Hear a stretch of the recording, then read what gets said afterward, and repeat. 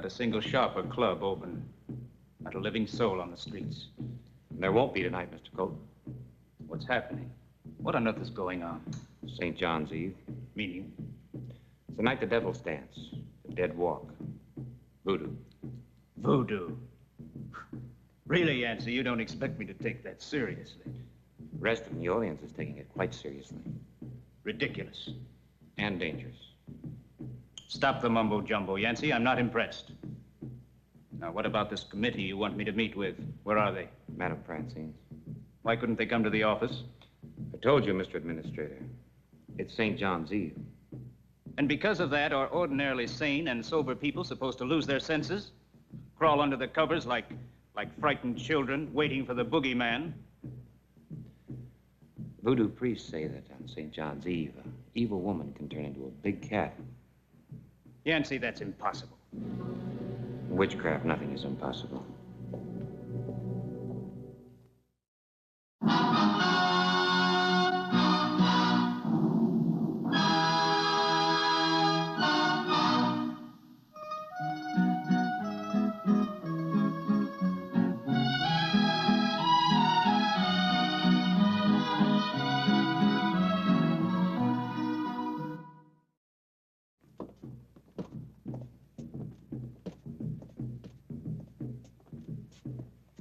Not Madame Francine.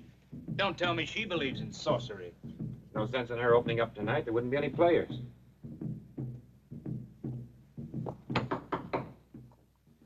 Never mind. I'll get it. Francie? Oh, Yancey. Good evening, Francine. What's good about it? Is everybody here? Inside. Yancey, while I'm always glad to see you, you look positively beautiful tonight. Thank you. Really? Please lock the door. Come in, Mr. Colton. Forgive the arsenal, but these drums are getting on our nerves. The girls are terrified. They're going to stay here tonight. You could stack $1,000 on the curb 6 feet from the door, and I wouldn't move out to touch it with a 7-foot pole. Young lady, that's plain silly. It's not silly, Mr. Colton. I saw the voodoo work once. A man where I used to live, he received a doll with a pin stuck through its heart, and he toppled right over. Now stop that talk. It's nonsense. Rubbish. Mumbo-jumbo. You're right, Mr. Colton. Well, thank heavens, Obadiah. At least there's one person here with a grain of sense. Mr. Administrator, this committee of 4 represents thousands of law-abiding citizens of New Orleans. And we're asking you to stop the voodoo. Obadiah, if I did that, it would dignify the voodoo. It would appear as if I believed in it. As if I were afraid of it. You'd better be afraid of it.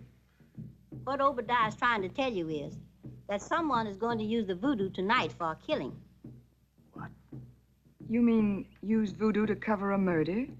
Yes, Madam Francine. You can hear it in the drums.